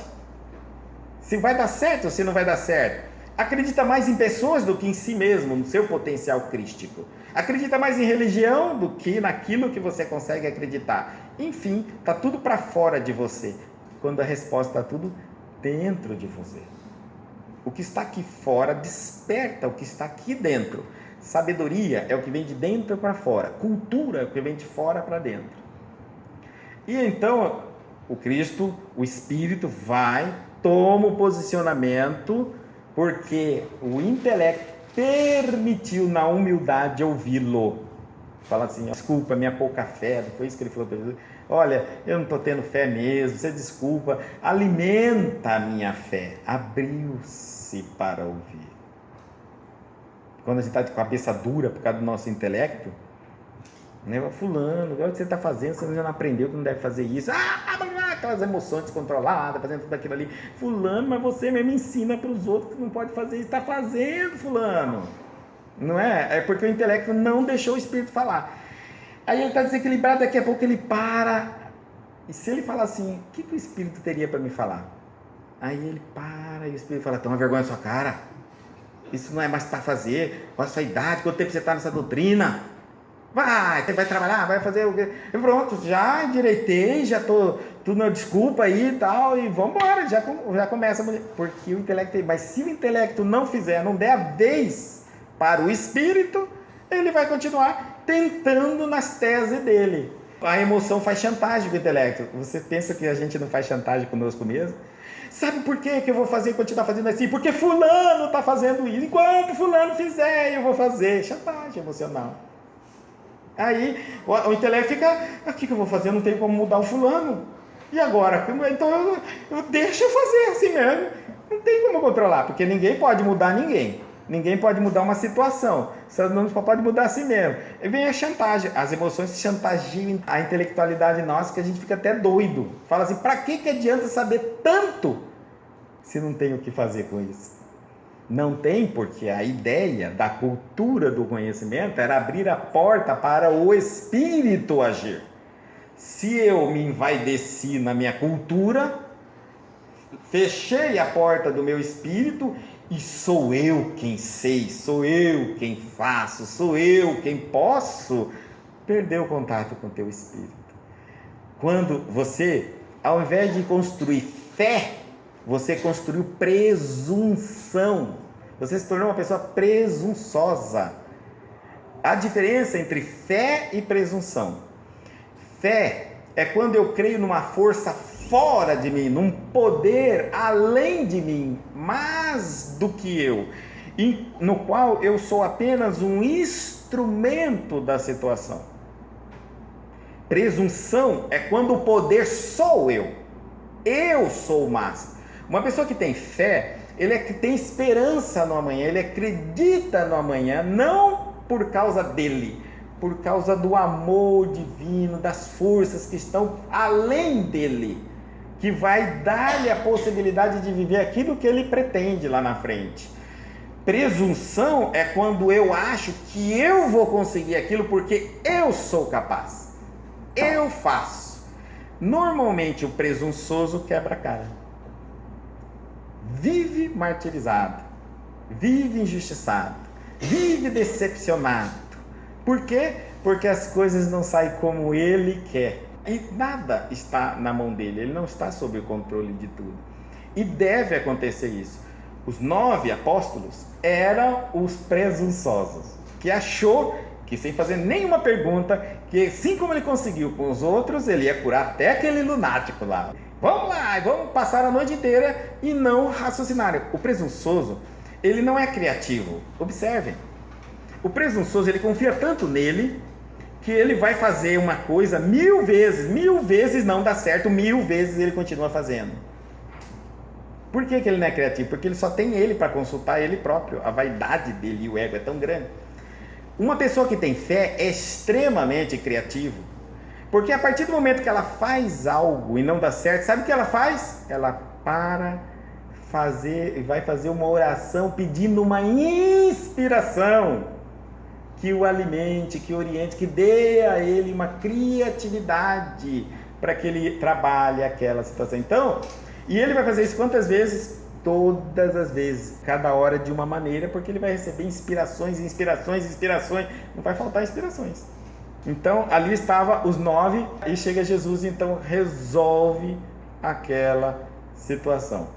Resolvido, depois o espírito resolve o problema da personalidade, equilibra as emoções, fala com ela. Nós estou falando agora numa visão psicológica, tá? Não mais espiritual. Emoção, gente, é surdo. Quem já conversou com uma emoção? Quem consegue conversar com a emoção? Se controla para você ver. E vê alguém falar, fica quieto, fica calmo. Aí você grita mais ainda. Aí que você grita. Uma outra coisa, a emoção não ouve, nem raciocina. Uma outra coisa na emoção é que a emoção é muda. Ah, não, a emoção não é muda, a emoção grita. Não, se você está colocando ela, você está exteriorizando ela. Uma emoção é muda. Alguém já sentiu raiva, inveja, ciúme e não falou nada para ninguém? Ele é muda. É só exteriorizado porque você quer. Então, Jesus chega naquela emoção totalmente descontrolada.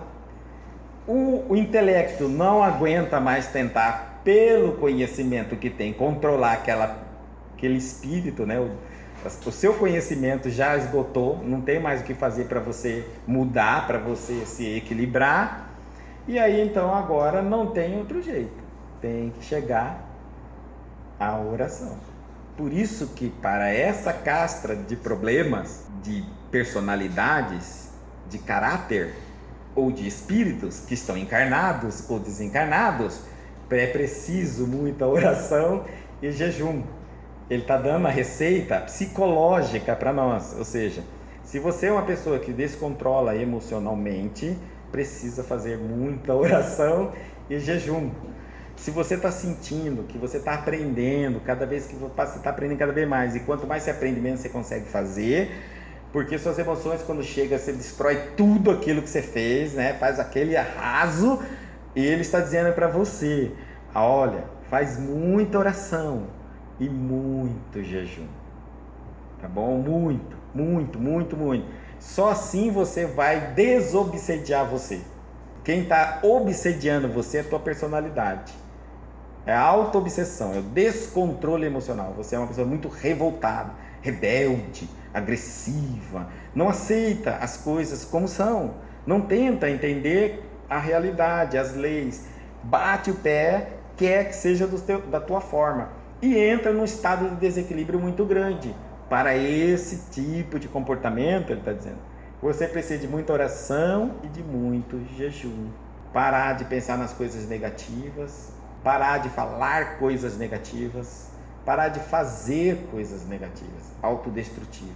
E alimente com coisas boas, de paz, de tranquilidade, medite, descobre em você aquilo que você tem de dom, de positivo, porque por pior que você seja, algo de bom você tem, descubra isso dentro de você e descubra também o que você tem de negativo, porque você precisa saber onde seu calo aperta.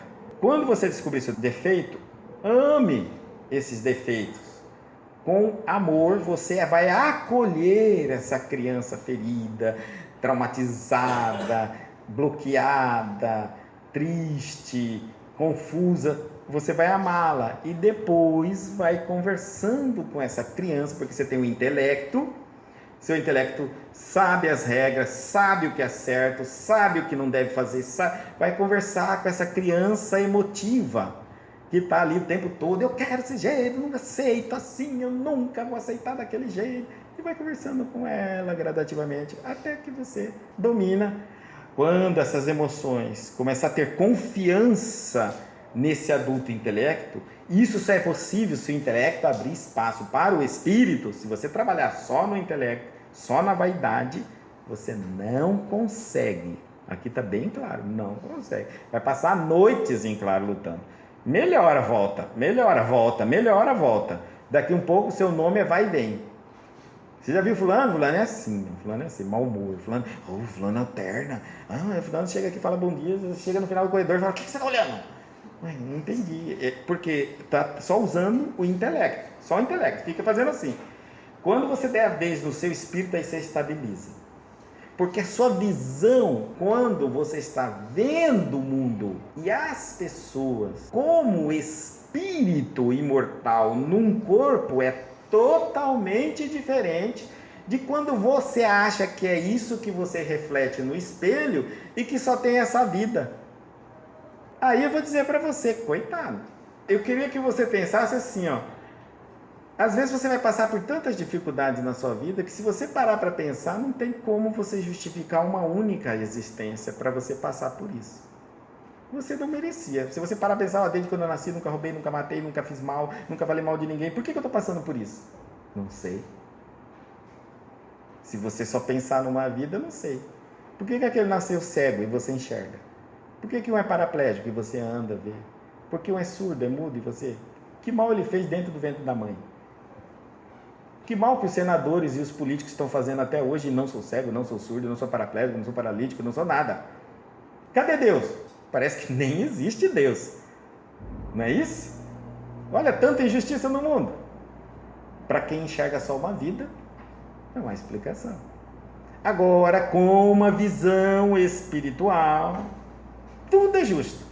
Porque o que estamos passando nessa, nós não tivemos uma única vida, várias existências, cometemos inúmeros erros. Nessa podemos estar passando, resgatando erros cometidos em outras e vivendo conquistas que tivemos em outras. Eu posso gozar de uma saúde incrível que eu plantei durante várias existências cuidando da minha saúde. E posso estar passando por uma condição financeira desgramada, sabe? Mas eu não roubo, não trapaceio, não engano, nem minto, que é difícil. Nem minto. Nem minto, eu sou super honesto. Trabalho sol a sol e não consigo dinheiro para pagar minha luz. E aquele deputado rouba todo mundo, mata milhares de gente no hospital e tá lá com a conta dele na Suíça. Nem preso ele é. E eu aqui sofrendo. Então, por quê? Porque eu roubei ele, vai ser você na próxima vida. Vai trabalhar até, sabe? E não vai conseguir pagar a luz. E você já está passando agora o que você roubou na multidão. A justiça não te pegou lá. Pega você aqui hoje. Aí você é inteligente, é criativo, é capaz, mas não anda. O trem não anda. Parece que quando você pega o dinheiro ele escapa, igual sabonete. Não vai. E tem gente que perde o cheque assinado e alguém grita, esqueceu o cheque. Não vai nem descontar no banco. Então, se não houver uma visão espiritual, você não consegue ter equilíbrio. Não adianta saber o que nós estamos falando. É enxergar o que estamos falando. Há uma diferença. Saber a gente aprende. É o nosso intelecto. Ver desta forma é preciso experimentar. E é uma outra condição para isso. Entender a justiça, entender que cada coisa está no seu lugar e que tudo que por mais difícil que aconteça, ele está dentro de uma visão espiritual, o melhor que pode acontecer para nós. Isso é a coisa mais incrível. Nós nos sentimos amados, todos nós, escolhidos, nós nos sentimos envolvidos pelo amor divino. Porque nada, absolutamente nada, está fora das leis, dos olhos da divindade e de todos os bons espíritos. Então, por que eu estou passando por uma certa dificuldade? Porque aquela dificuldade está dizendo, olha, tudo que você aprendeu até hoje, tudo que você experimentou até hoje, não vai ser suficiente para você passar por essa situação, essa barreirinha aqui. Está na hora de reciclar, aprimorar. As necessidades, as dificuldades, as doenças, os problemas é um sinal de que você não sabe tudo, não virou a última página do conhecimento, não tem toda a experiência do mundo. Se aquela experiência você chama de problema, já significa que você não tem solução. Não é isso? Porque a gente chama equação de matemática, quando a gente não sabe resolver a equação de matemática, a gente fala assim, professor, eu não resolvi esse problema. Eu falo, não tem problema para vocês, eu dei uma equação de matemática. Mas eu não sei resolver. É por isso que você chama. Aí ele vai lá e ensina, e todo mundo chama de equação matemática. Né? Assim, equação matemática é o termo técnico, problema é quando eu não sei resolver. Então, o termo técnico são situações, desafios existenciais. Mas quando eu não consigo vencer, entender, compreender esse desafio, ele chama de problema. Esse problema vai ser tirado porque ele é uma maneira de você levantar e falar, não, tá faltando aprender mais, tá faltando pensar mais, tá faltando viver mais. E aí então, dali a pouco aquele problema fica para trás e assim sucessivamente outros, e você está evoluindo cada vez mais. Vamos encerrar por aqui? Fechando os nossos olhos. Altíssimo Pai eterno, eterno em poder, eterno em justiça e eterno em bondade. Memorável Mestre, amigo e irmão de todos os instantes de nossas vidas, Jesus. Passaram-se milênios de anos. A humanidade revolucionou em todos os ramos, na arte, na ciência, na tecnologia, na filosofia, entre outras. No entanto, no discernimento moral, nos sentimentos do amor, estacionamos. O tempo passou.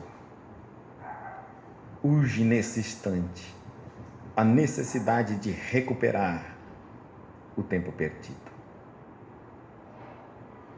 Somos chamados às novas reflexões, a visões diferenciadas sobre a Escritura, sobre os ensinamentos do Cristo. Somos convidados a atualizar aquilo que foi nos dito e ensinado há mais de 2000 anos, colocando hoje em acontecimentos odiernos. Isso nos faz chamadas constantes de nossa consciência para que debrucemos, esforcemos para ultrapassar o, como diz, sectarismo, de religiões que hoje começam a caminhar em direção ao próprio conhecimento do Espiritismo. As religiões estão mudando os seus paradigmas. Os dogmas começam a sofrerem alterações, quando este não, influências sobre novas visões da espiritualidade. É necessário que os espíritas se atualizem e se aprimorem em conhecimento, aguardando aqueles irmãos que chegarão, os retardatários, para ter a coerente explicação, a transferência, o auxílio. Jamais o Espiritismo será a única religião do mundo, mas será a base de todas as religiões do mundo. Assim, não será no conforto, não será no aguardo que adquiriremos este conhecimento. É necessário nos esforçarmos. É necessário darmos um passo em direção a nós mesmos. Aí está um conhecimento que não se perde com o tempo e que nenhuma tecnologia o ultrapassa.